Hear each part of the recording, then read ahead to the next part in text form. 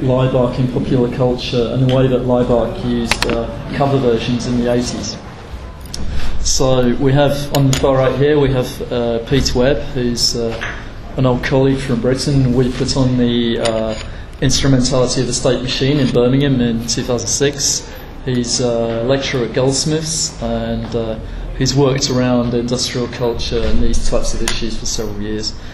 This is Pitchon, Israeli activist, curator, punk, musician, been living in London for several years, and he recently curated the first Irwin show in Israel, which was quite a historic event. So I'm going to hand over to Pete, who's got some initial ideas about pop culture, sampling, the music industry. Then Adi will give his response, and then we'll discuss Laibach's use of cover versions.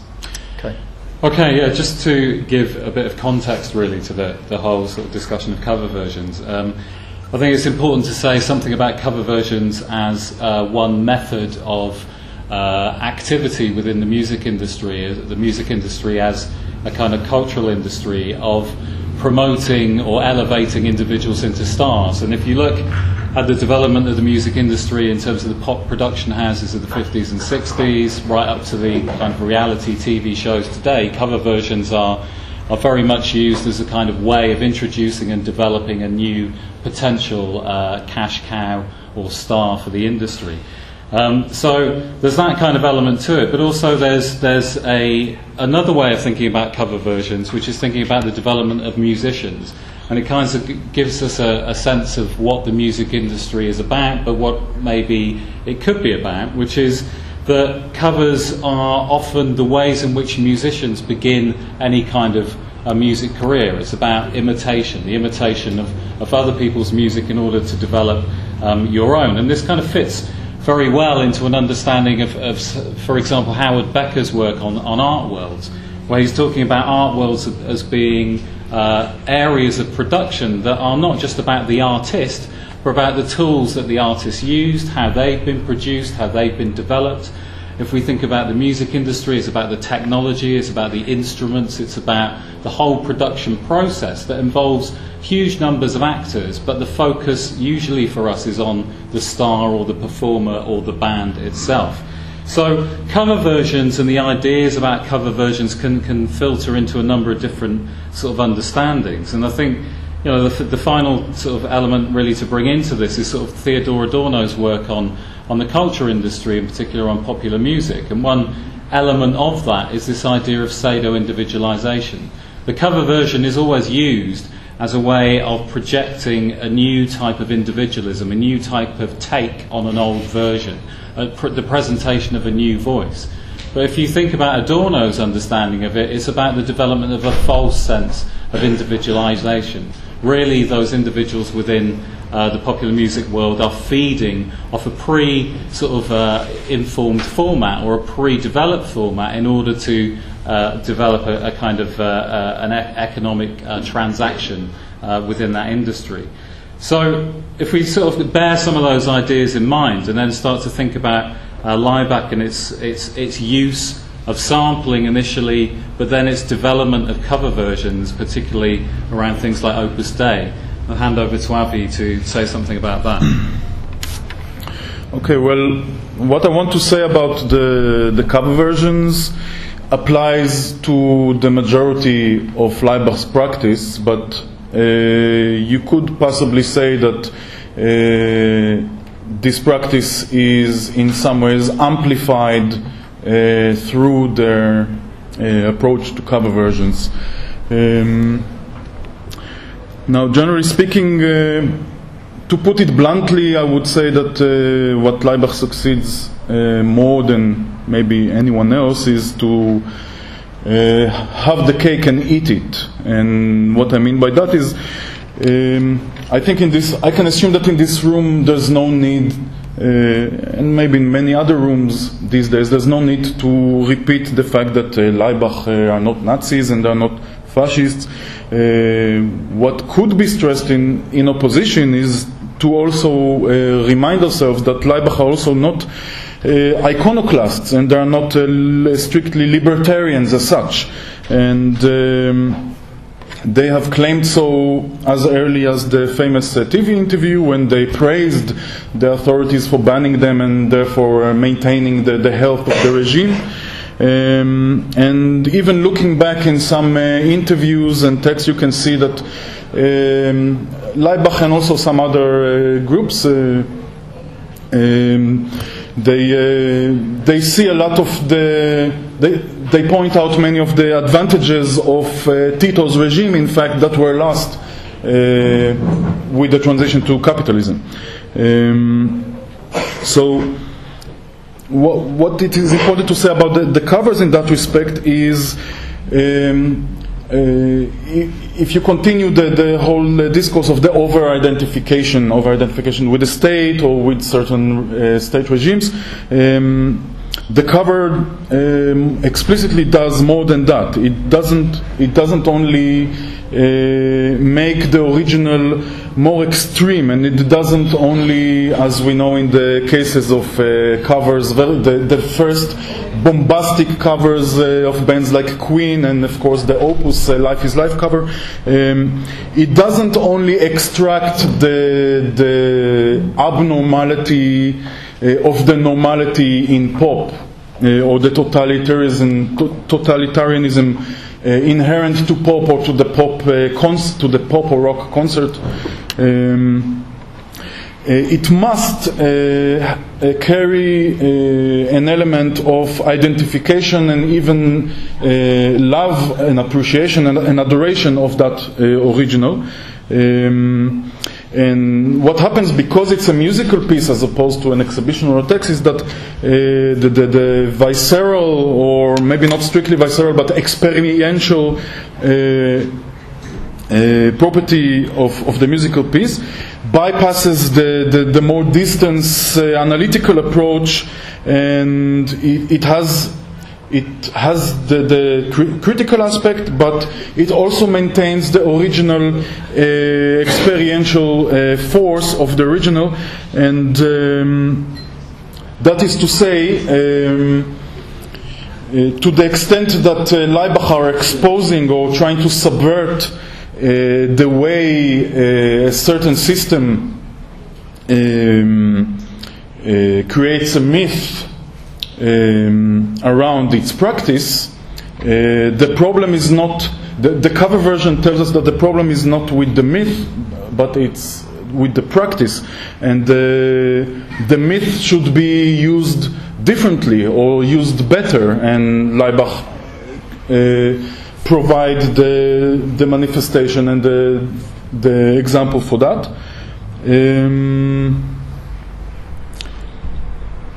So again, they propose, instead of this the normal dialectic approach of rational deconstruction and the inorganic, harshly secular utopian model that's supposed to replace what is criticized, Laibach maintained the mythical core and just simply take it over. So you could say that they, in addition to the classical dialectical desire to take over the means, the material means of production, they also propose the taking over of the means of the production of meaning. So their proposal is not to destroy pop, but to make an autonomous use of it as a viable and crucial infrastructure.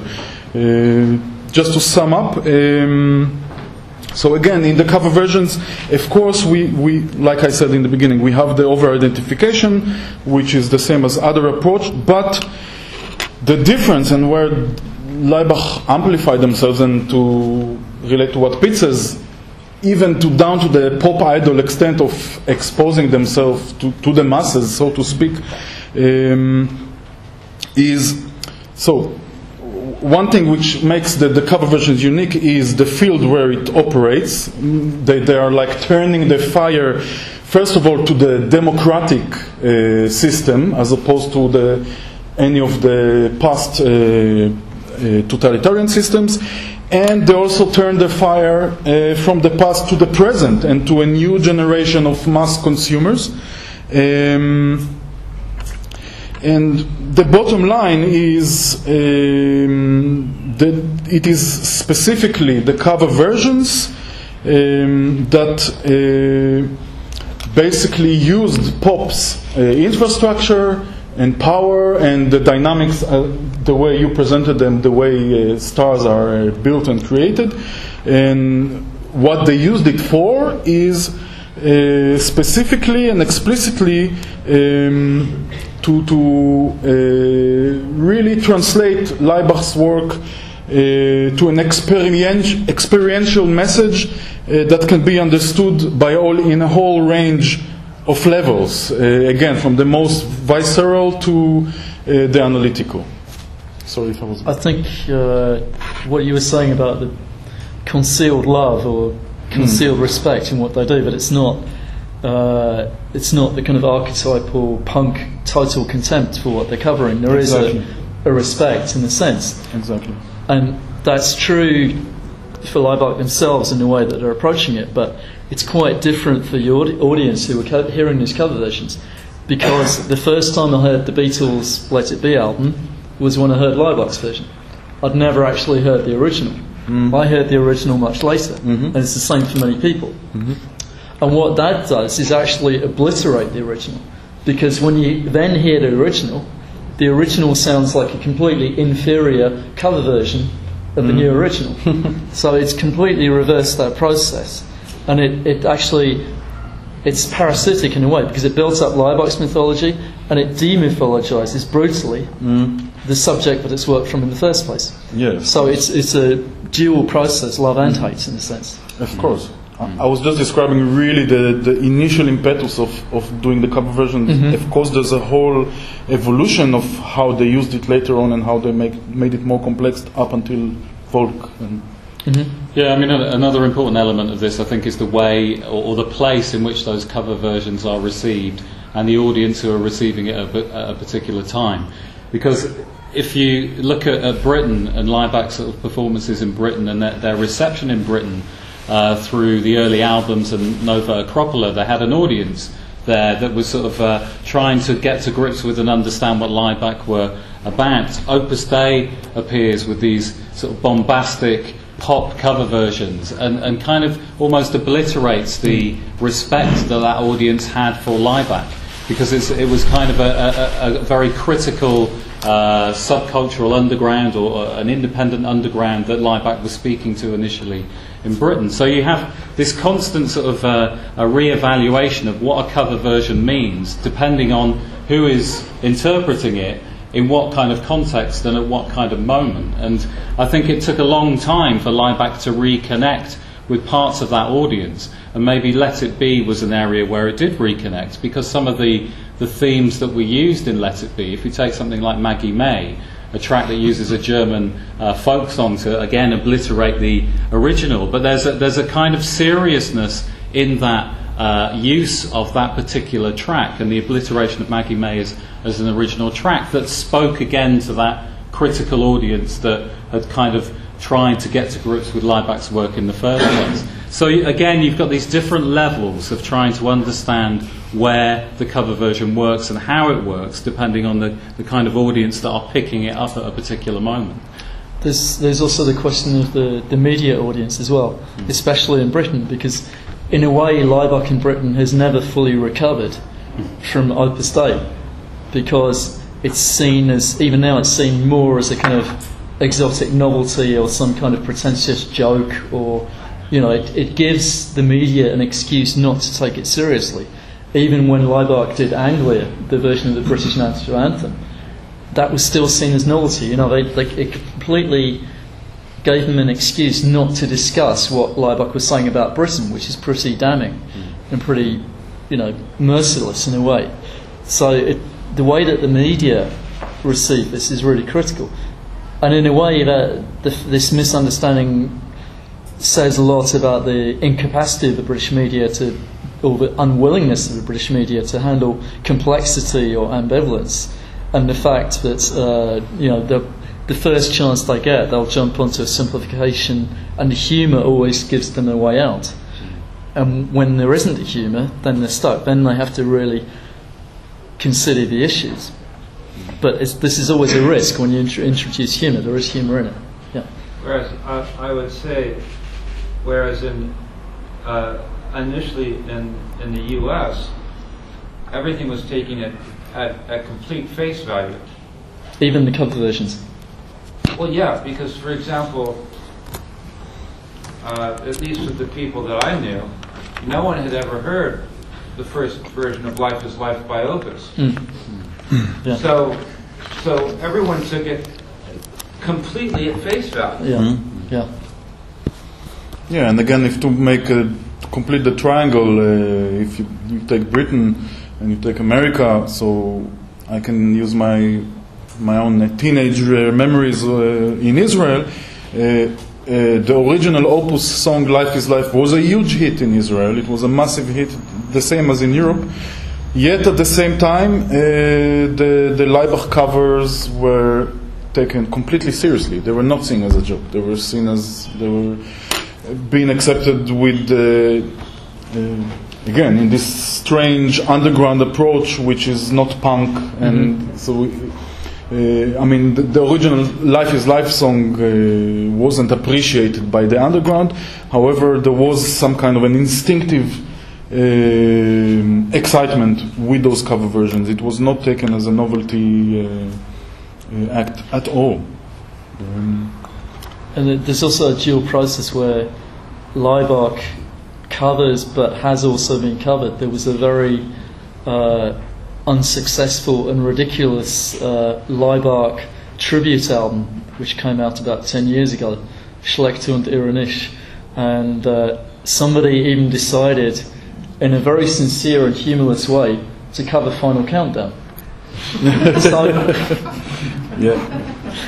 Where is Laibach in that?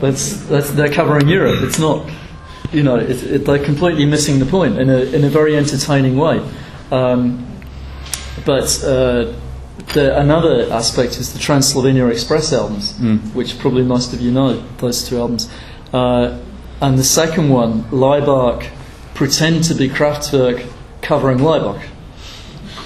And of course Kraftwerk is a huge hidden and even explicit influence on Laibach, very, very important for their development.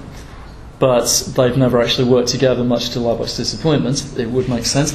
However, it hasn't happened, so therefore they pretend to be Kraftwerk covering Laibach. So then this isn't a new original, it's a fake new original, in a sense. So you get all these layers of fakeness actually generating new authenticity in the end. Yeah, I think what's important, I mean, again, the way Laibach were approaching this whole weapon of cover version shows a fascinating evolution, and especially I wanted to say something about that Kraftbach, Laibach pretending to be Kraftwerk covering Laibach, is that again they touch on something that I think every music fan experiences intuitively and instinctively, and that is the narrative continuity between sound and vision, which can elevate a band from being just one of the good bands to one of the really, really classic and important bands. And obviously both Kraftwerk and Laibach are perfect examples. And so I think Laibach, in approaching Kraftwerk, are not only, like you said, acknowledging the major and the importance of their influence, both musically and, of course, also aesthetically,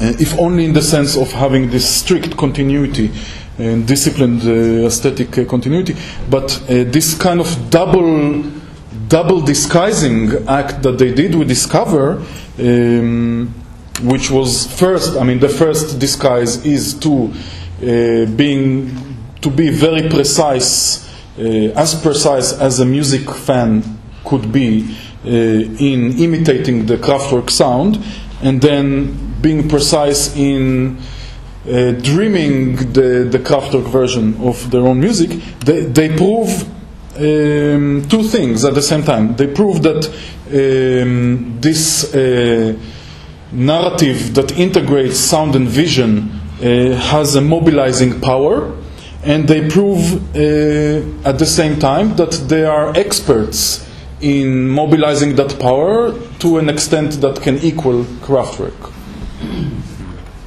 Yeah, I mean, a final thing to say really on that is that what you can see in Laibach's versions of these songs, and that their construction of these cover versions is a kind of an indication of the complexity of a process that says something at the same time about the cultural industry as it does about popular music, but also about the kind of intellectual process that has gone into their work. And I think the context of those, the way in which those songs are interpreted, is incredibly sort of important and kind of pregnant with lots of power each time those cover versions go out there in some of the ways that we've described. And what did the audience feel? I mean, what's your own experience of Laibach's cover versions? I mean, are there other people who've come to the old originals via Laibach? No, I don't think I'm alone in that. It's quite frequent. Yeah, I mean, it's not an unusual experience. Right, so I'd say that some of my experience is the reverse of yours. I would say that one vision, I didn't know the Queen version before I heard the Laibach version. So obviously, I think that was an extremely successful attempt at appropriating something and turning it into their own material, and they did that extremely well. I think what Peter said was, it did create this fissure with the underground, but just by the dint of covering a Queen, it did create a problems with certain subcultural things, or why would you touch it? Except that worked extremely, extremely well. Life is Life, likewise they made it their own. The Beatles album, just purely personal now, personally now, I would say it's a failure because it doesn't work as music. You know, it's not a very good album by the Beatles, and it's an even less good album by Laibach. But then when they made Sympathy for the Devil, they completely redeemed themselves by turning something. What also you should remember is some of these, Laibach have covered some fantastic songs and made them even better, or made them their own, which is quite an achievement, a musical achievement, not just a kind of political or cultural or a strategic or tactical achievement, but just like a real achievement in and of itself. And I would say Sympathy for the Devil was a totally great thing, a great piece of music, where you listen to every word in a way that you never actually did with the original, maybe, even though the original was very, very good in itself. And I think that's kind of important to remember, that sometimes Laibach actually created really good musical, some of their achievements musically are outstanding, and that's not always the case, but in that case it was. The danger was when it was a repetition of doing a couple of versions, they were treated as a novelty group, and that's where, and I think that was a cause of genuine concern, I would say, for music fans, not just Laibach fans, but music fans, because they weren't always successful. But then when they went on to make NATO and created a complete narrative from taking lots of individual songs, and then by taking a lot, not very good songs, but turning them around and transforming kind of shit into gold alchemically, and using it as a platform to say something at one remove about the whole about the wars in Yugoslavia, ex-Yugoslavia. That was quite an achievement. So again, they turned things around again completely by doing that. And then maybe what was the last cover version? That you put a song and folk, you know. And then the adaptations of that later on as well. So, well, also now you can say they're actually, by doing Laibach Revisited, which we're going to hear now, they're actually beginning to cover themselves. Or to recover themselves. No, so it's endless. I'm happy for your remark, because it must be stressed that if the Laibach music experience wasn't so rewarding, I don't think we would have been sitting here theorizing and trying to find the strategies behind it. I mean, of course, it's first of all established as a musical experience, and I think that's again music fan or teenager point of view that sparks the entire journey or the thought process that follows it, and as far as I'm concerned. One should also remember that there's no such thing as cover versions to begin with, because everybody in the pop industry is based on writers supplying songs to singers and to groups. Mm-hmm. And it kind of is developed with people like Chuck Berry and the Beatles, and they're the people who actually establish ideas, rock artists, rock. And authorship, yes. Yeah, of course. So, yeah. But then later on you get a group of people like David Bowie very consciously doing a covers album called Pin-Ups, and then also Roxy Music, which is maybe a better example in terms of, might be David Bowie too, in terms of people strategically choosing cover versions and creating a whole experience out of carefully chosen songs. Yeah. That's another thing. So. Yep. I was just going to say, I think there's something else that I think, at least for me, equally as important, because I mean the other thing for me that just really made me so interested was simply just the way speak up a bit. Oh, Yeah. Your microphone. Isn't any mic? Come up here. We don't have an audience mic. but- Oh, okay. I was just going to say the other thing that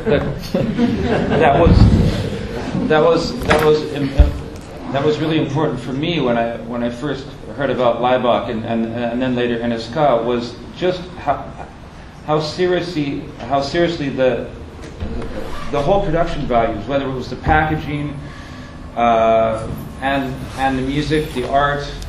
Everything. It was. I mean, this was something. At least from somebody coming from the West, this was serious. Because it was so, the illusion was so total, and there was so much attention to detail. Yeah. Yeah. I think we should. I mean, I think there's not much stuff being said about the folk album. Partly maybe because it's more recent, and I think we're all still processing what actually happened there. But again, it's another. Don't worry. Evolutionary step, obviously in the sense of steering away from the pop market, and well, one of my instinctive reactions to the album was, which again it's something that I think Laibach did for the first time, is that as opposed to all the previous cover versions where they pulled out what can be taken to an extreme logical conclusion and emphasize that. In a way, with folk, they almost do the opposite. They almost because those anthems by themselves are inherently and by definition simplistic and bombastic and schmaltzy, and Laibach actually made them more subtle and more layered in a sense, strictly musically speaking. In a way, it goes back to what they said in the 80s when they were asked about Neubauten, and there was a comparative remark, and they said the Neubauten are destroying the new buildings and we are restoring the old buildings. So in a way they're making these worthless old ruins much more dignified, much more fascinating, much more intriguing, and metaphorically inviting you to explore these structures, and in the process opening you to new ideas or new associations.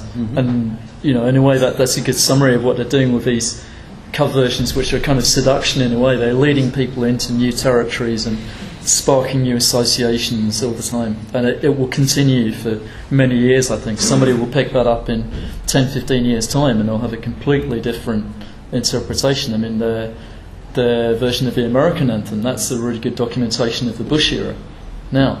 So how is that going to be received in 10-15 years? We don't know, but I'm sure it will create an interesting association.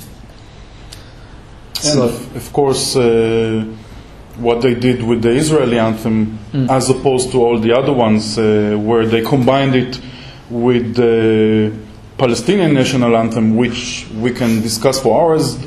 if only for the sense, of the sense of the Palestinian state as a yet to formally exist state, and then you have to think about the NSK state, and but also strictly politically speaking, on one hand you may suspect this kind of balancing act of the anthems and combining them as Laibach playing safe, which sounds a bit absurd, because in a way every other national anthem conceals within it somebody who was oppressed in the process of. So Israel is not unique in that sense. But I think that's not what they did. I think they were just being, again, a populist, and just because the Israeli-Palestinian conflict is so, it's a hot potato. So I think almost cynically they were trying to juggle the hot potatoes and just to see what happens, so to speak. Okay, so anybody else have any questions about cover versions? If not, we'll take a short break, maybe 2 to 5 minutes. No break. She says no break. Okay, like 1 minute, just to change over, moving to our main panel discussion. But I'd really like to thank Pete and Avi for stepping in at the last minute and giving us an interesting conversation.